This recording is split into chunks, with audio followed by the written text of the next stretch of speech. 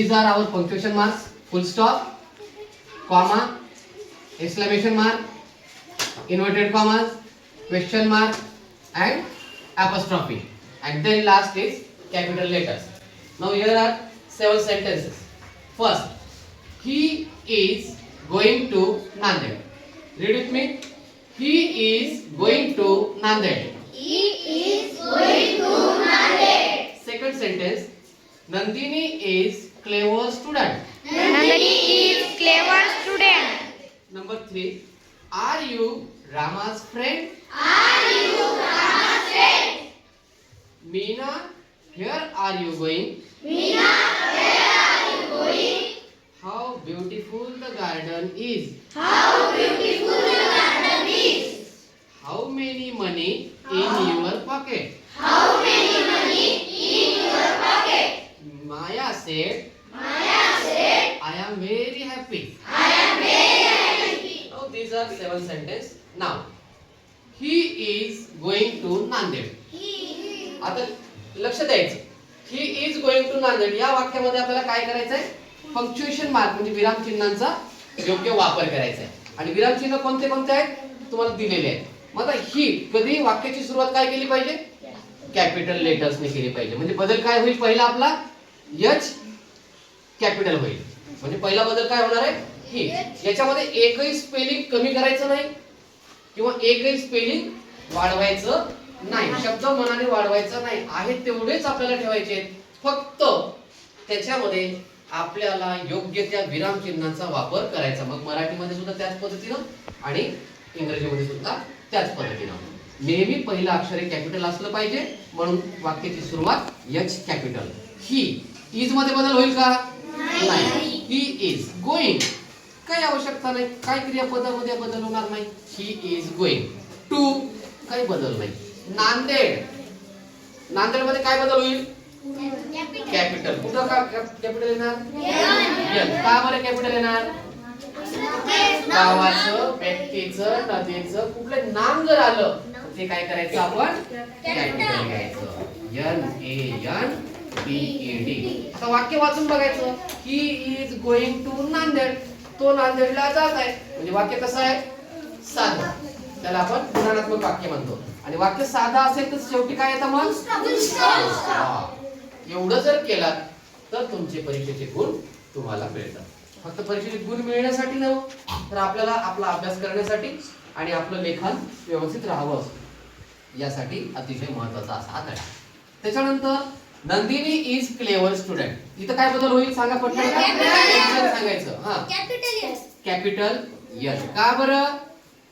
अगदी बरोबर. Nandini is clever student. Student मध्ये एस कॅपिटल येईल का? नाही, कारण नाम नाहीये, शब्द आहे तो. म्हणून आता शेवटी काय येणार? नंदिनी हुशार विद्यार्थिनी आहे. फुल स्टॉप. कारण वाक्य कसं आहे? साधं आहे. त्याच्यानंतर आर यू रामाज फ्रेंड. वाक्याची सुरुवात कशाने झालेली आहे? आर. मग पहिला अक्षर काय होईल? कॅपिटल. काही असू दे तिथं. सहाय्यकारी क्रियापद असू द्या. हेल्पिंग वर्ब आहे हे. Are, am, is, are, was, were जे आहेत हेल्पिंग वर्ब म्हणतो आपण त्याला. तर आर यू जशाच तसं. रामाज काय होईल आता इथं? कॅपिटल आर कारण नाव आहे. R A M A S. Rama's. Friend. पण आता गरज आहे वाक्य नीट वाचण्याची. Are you Rama's friend. काय बदल होईल बरं आणखी आता? काय बरं? प्रश्न विचारलेला आहे. प्रश्न विचारलेला आहे. आर यू रामाज फ्रेंड म्हणजे तू रामाचा मित्र आहेस का? तू रामाचा मित्र आहेस का? Are you Rama's friend. रामाचा म्हणजे राम या शब्दाला काय लागायलाय? यसचा प्रत्यय लागायलाय. जेव्हा यसचा प्रत्यय चाचीचे प्रत्यय म्हणतो तेव्हा काय द्यायचं? ऍपॉस्ट्रॉफी. आलं लक्षात? ऍपॉस्ट्रॉफी कुठे वापरायचं ते? इथं रामाज, रामाचा, चाचीचे कोणी येऊ द्या त्या ऍपॉस्ट्रॉफीला आपण ऍपॉस्ट्रॉफीचा वापर यसच्या पूर्वी. फ्रेंड इथं प्रश्न विचारलेला आहे म्हणून question mark. Meena, where are you going? काय बदललंय सांगा पटपट. एम कॅपिटल पहिलं, नंतर जशास तसं आपण लिहिणार. Meena where are you going. पण काय विचारलंय, वाक्य कसं आहे, साधं आहे का नाही. Meena where are you going, काय आले मध्ये WH, आणि WH काय सांगतं, there is a question. So Meena where are you going, there is a question mark. पण संपलं का बरं, नाही. इथं मीना आणि वेअर या दोघांच्या मध्ये आपल्याला एक पंक्च्युएशन वापरावं लागेल. मीना थांबावं लागेल. मीना तू कुठे चाललेस, Meena where are you going. पण मीना आणि वेअर यांच्यामध्ये आपल्याला काय आलं पाहिजे, स्वल्पविराम आला पाहिजे. आणि तो स्वल्पविराम म्हणजे इंग्रजीमध्ये त्याला आपण काय म्हणतो, the comma. Very good. Now next sentence number 5.